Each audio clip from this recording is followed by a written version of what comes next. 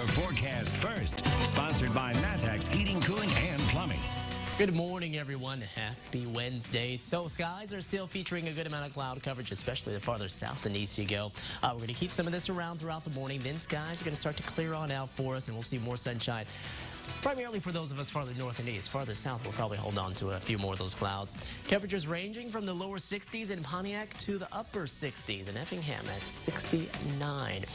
Today, we are going to go into the afternoon, keep another one of those stray chances of storms on the horizon. But overall, I think things are going to stay dry for a lot of us here and for the next few days, too. But we do have better rain chances over the weekend. We'll talk about those, plus the front that comes with it and drops those temperatures back down into the 70s by next week coming up. WCI 3 News starts now. You're watching your local news leader. This is The Morning Show on WCIA 3 News. We just believe collectively there's too much uncertainty. The Big Ten will not play fall sports due to COVID-19. Thanks for joining us this morning. I'm McLeod Hageman. And I'm Christy Batista. The decision for the Big Ten comes just 6 days after the league announced its reworked football schedules. And many people say they'd like to know what changed in that matter of time. Big Ten Commissioner Kevin Warren says the data and science don't support a safe environment for sports. They're hoping to play this spring, but for now, everything is off the table. As things began to evolve, you look at the number of cases that are spiking, the number of deaths, not only in our country, in our states where many of our schools are located, but worldwide. I promise that all the decisions that we will make will always put the mental and physical health and safety and wellness of our student athletes at the center. And the Pac-12 also put sports on hold. 3 other Power 5 conferences, the ACC, Big 12 and SEC, have not. Illini football players were looking forward to getting on the field this fall. They spoke up many times and made it clear they wanted to play. Although they will not have the chance to do that this year, they've continued to stay vocal throughout this whole process. Right now, a lot of them have questions, and they're using social media to get their reactions out there. Wide receiver Josh Imatorbhebhe is asking why he can sign waivers for concussions, but not for COVID-19. Another tweet from him says, "Keep politics out of football. We want to play." Mike Epstein, the Illinois running back who hasn't been healthy for a full season of football, says, quote, "The news hurts, but God's timing is always right. I appreciate the fight everyone put up behind the scenes, especially our AD." We will hear from athletic director Josh Whitman as well as head coach Lovie Smith later on in the morning show. And this decision won't only affect athletes and fans, but Central Illinois business and restaurant owners are taking a hit as well. One of those is Stan's Sports World in Champaign. They sell U of I promotional products and clothing to the university. When sports seasons roll around, they do their best business. However, their bottom line will likely take a big hit since fall sports is now postponed.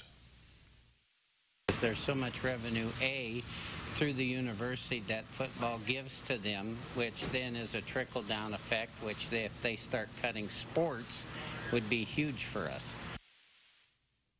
And business owners say they hope people in the Champaign-Urbana area realize the importance of local support when shopping.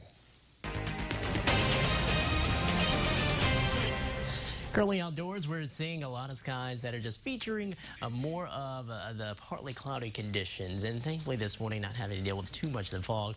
It's definitely comfortable out there as we are starting off in the mid to lower 60s. And a lot of our locations closer to I-70, keep an eye out. We're closer to the moisture source, which is going to be mainly tracking more into southern Indiana. But we're going to see how much of this can lift northward and probably bring some shower activity, not only just for those of us closer to I-70, but maybe even a little farther northward of that.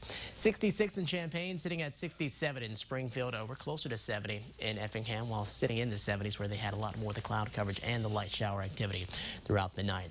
Going to be some clouds around this morning. We do get to see a little more sunshine by the afternoon, but keeping an eye out too for those spotty chance of rain later on as the day. But a lot more sun is going to be around as we end off the week, and it looks like maybe a little sun into the weekend too, but better chance of rain. We'll tell you when to expect that coming up. Christy and Mac. All right, thank you, Adam. Well, Urbana's school board voted to approve the district's reopening plan for the fall, but not before making some changes. Superintendent Jennifer Ivory Tatum says the administration is now recommending staying fully remote for the entire first quarter, and the board approved that plan. Last week, she announced the district would no longer offer hybrid learning at the start of the year, but could return to that format as early as September 8th. Ivory Tatum says a big driver in that decision was the rise in cases in the area. Another major factor, Champaign's decision to go fully remote for the first quarter. It impacts us greatly. As Chancellor Jones said, in meetings I've been in with him, there isn't an imaginary wall around the U of I, there isn't an imaginary wall around Champaign either. Ivory Tatum says more than 300 Urbana staff members are from Champaign, and those with kids were facing tough decisions on finding childcare if the districts weren't in sync. Urbana's kids are set to go back to the classroom on the 24th. They are less than 2 weeks out from the start of the quarter. Well, the State Board of Education is reviewing school districts' curricula when it comes to Black history. The board sent a survey to every school district. It's gathering information about when school districts begin teaching Black history, whether standardized tests include material on it, and what the penalties should be if it isn't taught. Now, the board is working with a group of teachers to enhance its standards by the end of the year, not only on Black history, but also on immigration and Holocaust education. Taking a look now at the latest coronavirus numbers across the state. There are more than 1,500 new cases in Illinois. That makes the total number of infections nearly 197,000. 20 more people have died. There have been more than 7,600 COVID-19 related deaths across the state.